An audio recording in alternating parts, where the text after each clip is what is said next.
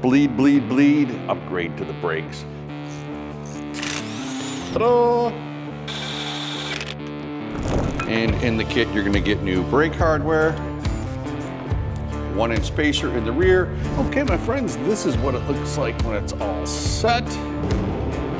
And guess what? It stops. Hello, my Rover friends, and welcome back to the Lucky 8 channel. Today we are working on our Project 5-Speed D1, and it is in desperate need of an upgrade to the brakes. And by upgrade, it just needs brakes. The car does not stop. And while we're in there, we're going to do a 1-inch spacer lift in the back to level the vehicle out and fix that pesky exhaust leak. That way we can get it down the road and inspected for an amazing adventure I've got planned, and you're invited. You want to hear more about it? I'm gonna have to wait to the end of the video. Cue the intro.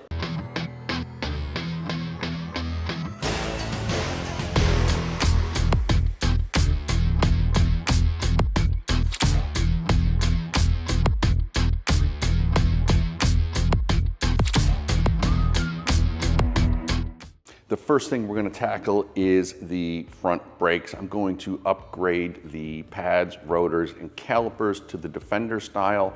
They're a little bit bigger, give you a little bit more stopping power, and that is always a good thing. So let's get the car in the air, tires off, and we'll do this caliper kit.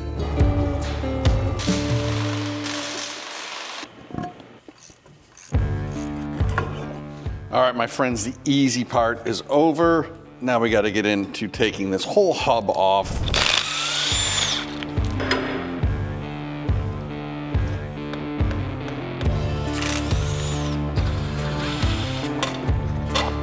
Oh, ta-da!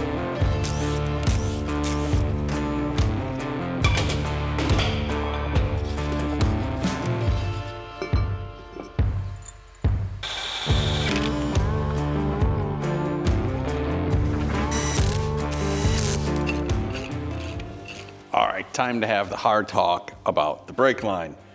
The Discovery caliper brake line will not fit.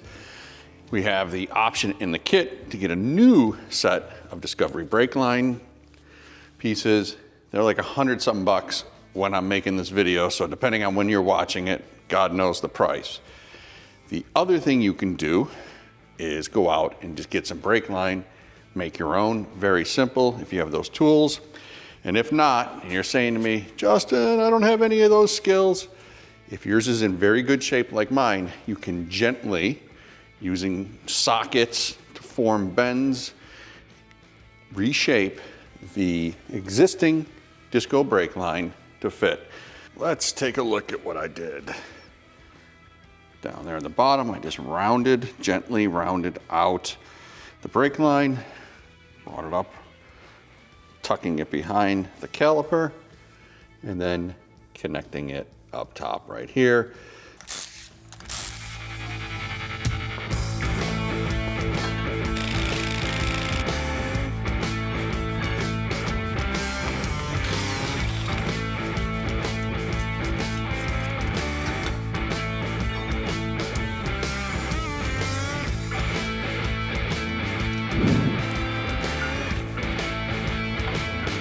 I'm going to put in a 1-inch spacer in the rear, picking the back up. The medium duty spring is going to give me a little better ride quality than the stiffer heavy duty one. And this is going to take up the slack and pick it up so the truck sits balanced. Pretty easy job. 4 bolts, I'll be done in a jiffy.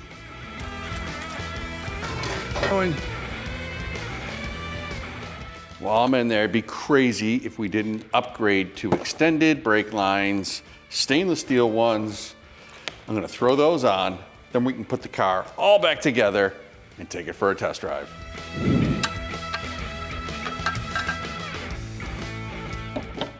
This is what it looks like with it installed. Let's move to the back. Okay, my friends, this is what it looks like when it's all set.